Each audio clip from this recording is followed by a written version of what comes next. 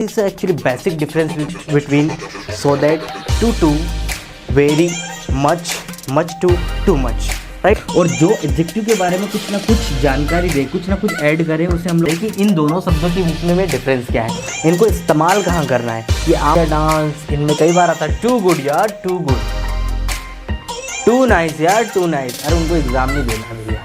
Meaning बेटा ये होता है वो इतनी सुंदर है जितना उसको नहीं होना चाहिए।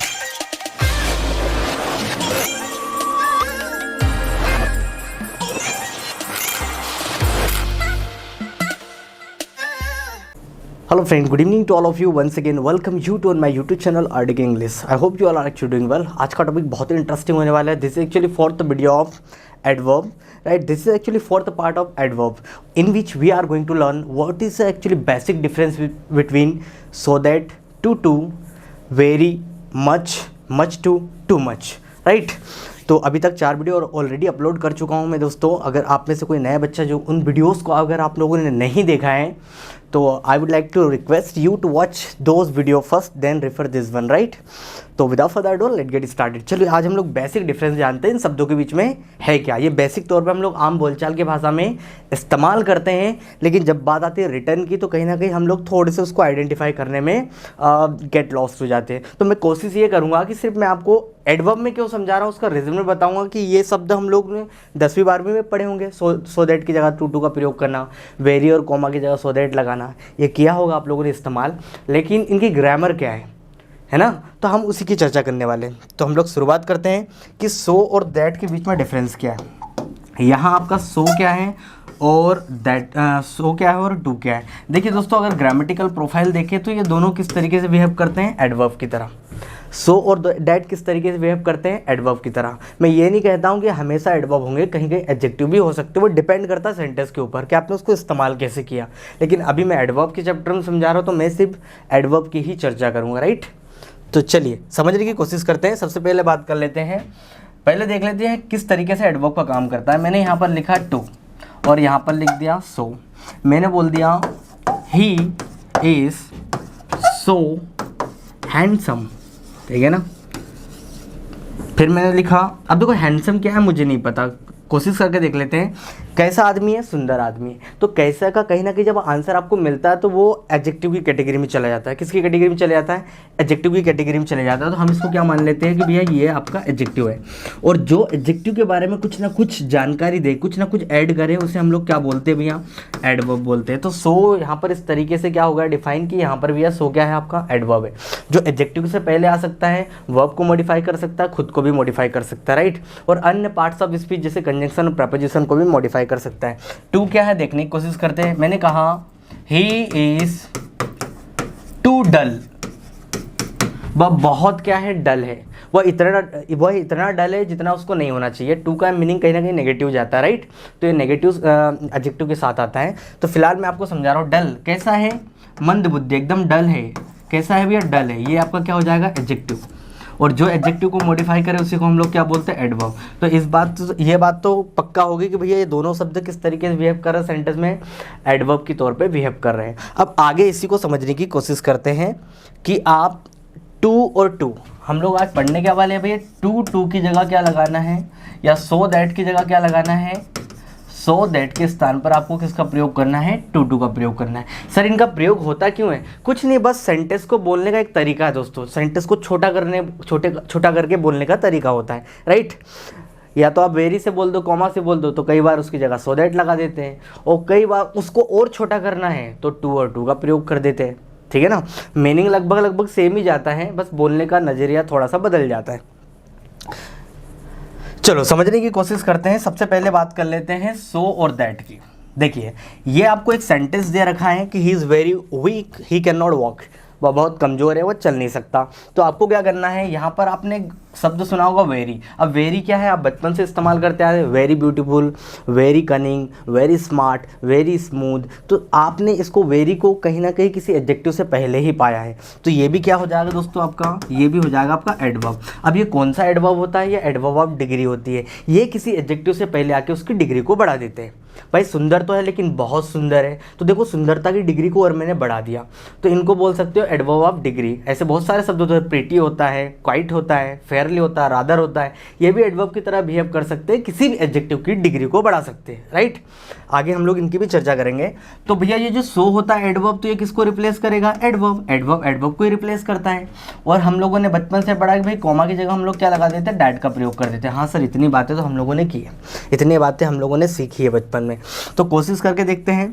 इधर भी देख लो ये सेंटेंस को, Ram is very poor, he can not पे द फीस। अब इन्हीं दोनों सेंटेंस में हम लोग सो और दैट को लगाने की कोशिश करते हैं। मैंने कहा ही is so weak that he can not walk. याद रखना दैट यहाँ पर सो आपका क्या है भैया? एडवर्ब, और दैट क्या है यहाँ पर? कंजंक्शन। तो एक चीज़ ये भी याद रखना कि सो के साथ दैट की पेयर जमती है। अगर सो के साथ देन लिखा है तो उसको काट देना, सो के साथ व्हेन लिखा है तो उसको काट देना। ये कई बार एग्जाम में पूछी जाती है, ये चीज़ें आपको विशेष तौर पे ध्यान देना है। तो सो के साथ जब भी आएगा तो याद रखना दैट की पेयर रहेगी, लेकिन दैट के बाद में पूरा सेंटेंस लिखा होना चाहिए, क्योंकि दैट एक कंजंक्शन है, वो पूरा क्लॉज लेके आता है, पूरा सेंटेंस लेके आता है, ठीक है ना। तो जब आप सो दैट के स्थान पर देखो वेरी और कॉमा के स्थान पर क्या यूज़ करोगे? सो दैट का प्रयोग करोगे, तो कॉमा को हटा के क्या लगा दो? दैट, जैसे मैंने सेंटेंस में किया है, ही इज़ सो वीक। अब यहाँ पर इसका मतलब होता है इतना की। क्या हो जाएगा? अगर आप हिंदी मीडियम वाले छात्र हैं तो ये भी ध्यान रखें, इतना की। वह बहुत कमज़ोर है, वह चल नहीं सकता। वह इतना कमज़ोर है कि वह चल नहीं सकता। अब इसमें क्या फ़र्क है? बस बोलने का थोड़ा सा ऐसा लग रहा है एम्फसाइजिंग कर रहा है, मतलब अपनी बात को और थोड़ा सा क्या कर रहा है? एम्फसाइज करके बोल रहा है। मतलब मीनिंग वही जाती है लगभग लगभग, कोई डिफरेंस नहीं है। बस इनके स्थान पर इस तरीके से हम लोग इन चीज़ों का प्रयोग कर लेते हैं, सो दैट का प्रयोग कर लेते हैं। मेरे को आपको समझाने का रीज़न ये था कि भाई सो क्या होता है? एडवर्ब होता है, तो वो किसको रिप्लेस करता है? एडवर्ब को। और वो हमेशा ऐसे सेंटेंस में आता है किससे? एडजेक्टिव से पहले आता है। वही कमज़ोर क्या है? एडजेक्टिव है, और उसको जो डिफाइन करे वो क्या हो जाएगा भैया? आपका एडवर्ब हो जाएगा। तो कहीं ना कहीं सो किससे पहले आ रहा? एडजेक्टिव से पहले आ रहा, और उसकी क्वालिटी को क्या कर रहा है? बढ़ा रहा है, उसकी डिग्री को बढ़ा रहा है। कमज़ोर तो है लेकिन बहुत कमज़ोर है, इतना कमज़ोर है। समझ में आ रहा है? तो ये एक्सप्रेशन समझो वक्ता का, वो क्या बोलना चाह रहा है। तो he is so weak that he can not walk. इसी सेंटेंस में देखो सो दैट का प्रयोग कर लेते हैं। Ram is so poor, Ram इतना गरीब है कि वह फीस पे नहीं कर सकता। तुम इतने छोटे हो कि पेड़ पे चढ़ नहीं सकते हो। You are so small that you can not climb up the tree. तुम या फिर मैंने कहा तुम इतने गरीब हो कि तुम तुम्हारे लिए ब्रेड नहीं खरीद सकते। You are so poor that you can not buy bread for you, right. वह इतना आलसी है कि झाड़ू नहीं दे सकता। He is so lazy that he can not actually sweep. इस तरीके से सेंटेंस आप बना सकते हो बोलचाल में, स्पोकन में भी याद रखें आप, ठीक है ना। अब एक काम करते हैं, हम लोगों ने अंग्रेजों ने क्या करा, भैया इतना लंबा चौड़ा सेंटेंस बोलने की क्या ज़रूरत है, एक काम करते हैं उसको और छोटा बना देते हैं। मतलब जो आपने अभी सो और दैट का प्रयोग किया है वेरी और कोमा की जगह, उसकी जगह आपको क्या करना है? टू और टू का प्रयोग करना। मीनिंग वही पर रहेगी, बस नज़रिया बदल जाएगा। सेंटेंस को छोटा कर दिया गया है। क्या कर दिया गया? छोटा कर दिया गया है। कम शब्दों में आपने ज़्यादा बात बोल गए। हाँ सर, अब देखो याद रखना कि सो आपका एडवर्ब होता है, तो ये किससे रिप्लेस हो जाएगा? एडवर्ब से रिप्लेस हो जाएगा। भाई टू भी क्या होता है आपका? एडवर्ब। सो भी आपका एडवर्ब होता है। और ये जो दैट से लेके आपका सेंटेंस जो नेगेटिव नॉट तक रहेगा वो पूरा किससे रिप्लेस हो जाएगा? टू से रिप्लेस हो जाएगा। समझने की कोशिश करते हैं। मैंने अब देखो ये दो सेंटेंस मैंने ऑलरेडी यूज़ करके रखे हैं इसमें। हम इस सेंटेंस को तोड़ के देखते हैं सो दैट के प्रयोग में।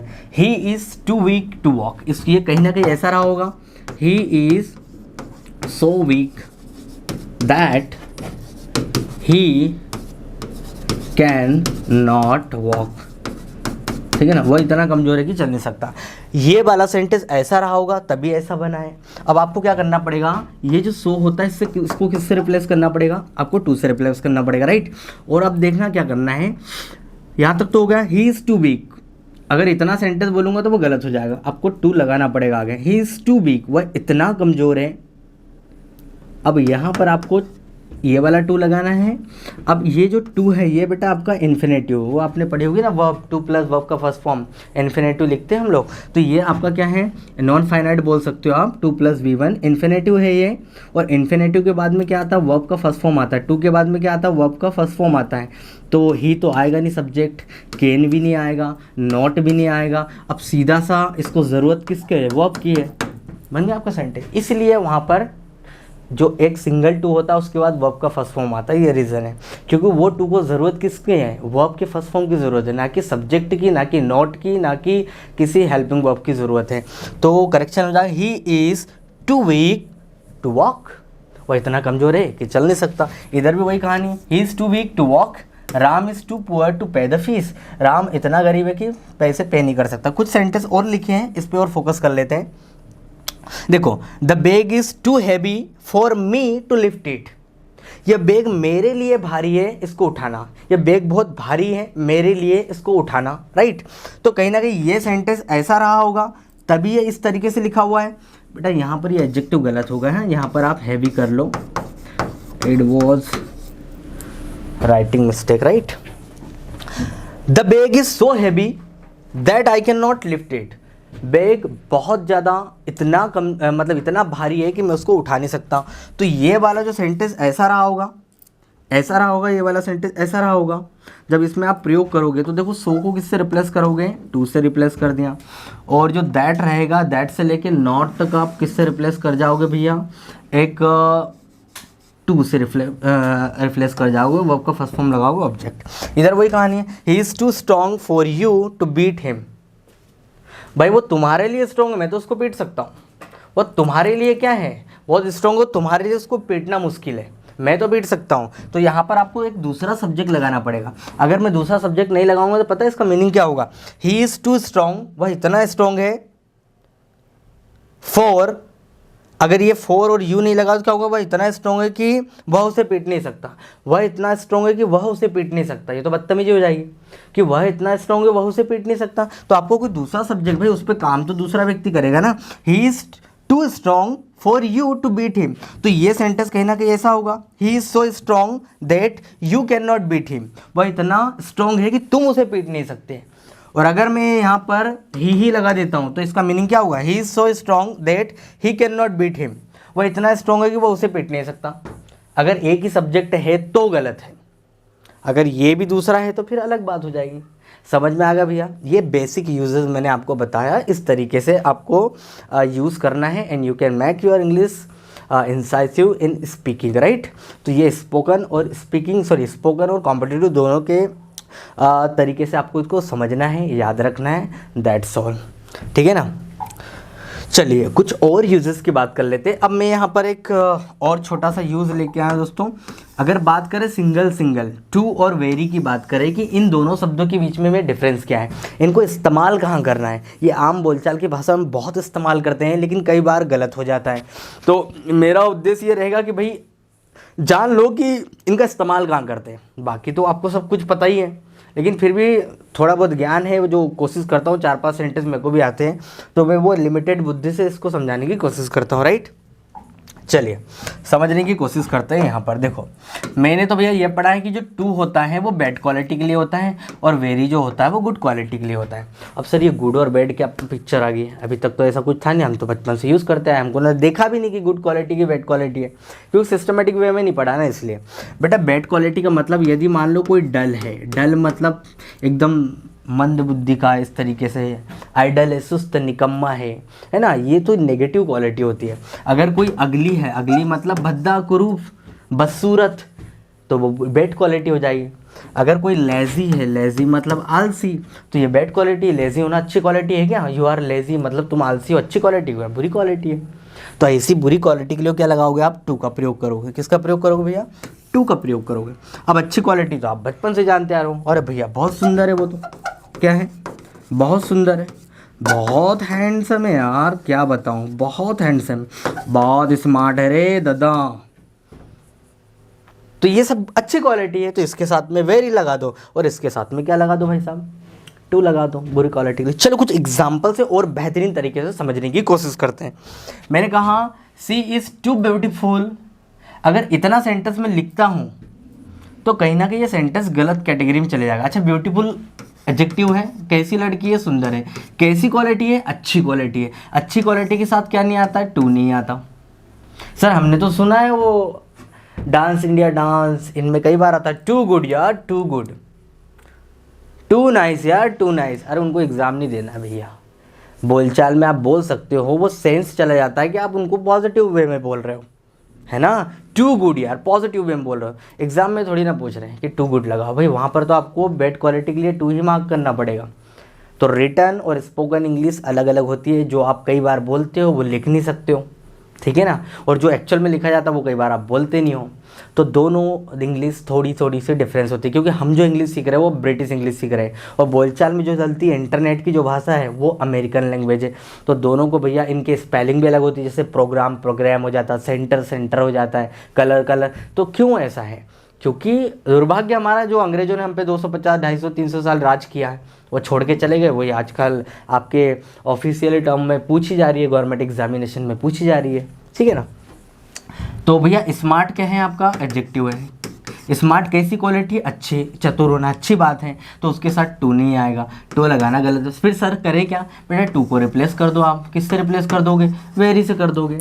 सी is very beautiful, he is very smart, चलेगा? ओके आगे बढ़ते हैं। She is very beautiful. अब देखो यहाँ तो ऑलरेडी मैंने इन दोनों को करेक्शन करके इधर ही लिखा जो मैंने अभी ये कराया, राइट। इधर देख लेते हैं। राम इज़ टू डल। राम बहुत डल है, एकदम सुस्त निकम्मा मंद बुद्धि का है ना। Sita is too lazy.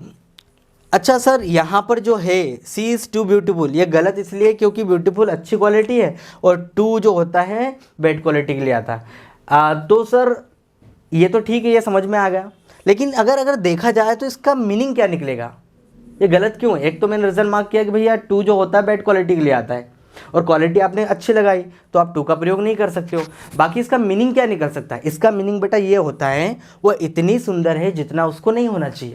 ये तो बदतमीजी हो जाएगी। अरे वह इतनी सुंदर है जितना उसको नहीं होना चाहिए, बदतमीजी वाली बात कर रहे हो यार आप। लेकिन यहां पर ये वाला सेंस को लगा के देखो, राम इज टू डल। राम इतना डल है जितना उसको नहीं होना चाहिए, सही तो है। अरे डल बैड क्वालिटी है, टू का प्रयोग आप कर सकते हो। और हिंदी मीनिंग की अगर बात करें तो राम इतना डल है जितना उसको नहीं होना चाहिए, सही बात, उसको उसकी डलनेस सुधारना चाहिए, इतना डल मत रहे भाई। जैसे Sita is too lazy, Sita इतनी आलसी जितना नहीं होना चाहिए, सही बात भैया, ये लेजीनेस को ख़त्म करो, फालतू मत दिखाओ, बोलते ना कितना आलसी, अरे यार इतना मत दिखाया कर, मतलब थोड़ी सी एक्टिवनेस लेके आ। तो कहीं ना कहीं ये बैड क्वालिटी के साथ जम रहा है। और हिंदी मीनिंग में आपको बता दी, इतना है जितना नहीं होना चाहिए, लेकिन इतनी सुंदर है जितना नहीं होना चाहिए वो तो बदतमीजी हो जाएगी। हाँ इतना आलसी है जितना नहीं होना चाहिए, ये बात सही है, नहीं होना चाहिए इतना आलसी। रिलेट करो बेटा, सेंस को समझो। सी इज़ वेरी स्मार्ट, चलो स्मार्ट पॉजिटिव क्वालिटी है तो आपने लगा दिया वेरी, चलेगा, कोई दिक्कत नहीं। दे आर, ये दे लिखा है, कई बार हो जाती गलती। दे आर वेरी लेबोरियस, बहुत श्रमिक है, बहुत हार्ड वर्किंग है, बहुत परिश्रमी है, ठीक है ना। परिश्रमी होना अच्छी बात है, कोई दिक्कत नहीं, करते हैं लोग। I am very hard working बोलते ना, चलेगा। चलिए, this is all about so that to very, और ये लास्ट वाला क्या था भैया हमारा? वेरी और टू का प्रयोग, राइट। आई होप आपको लेक्चर समझ में आएगा। If you have any doubt you can drop your comments in the comment box. तब तक के लिए till then keep practising, have fun. जय हिंद एवरीवन।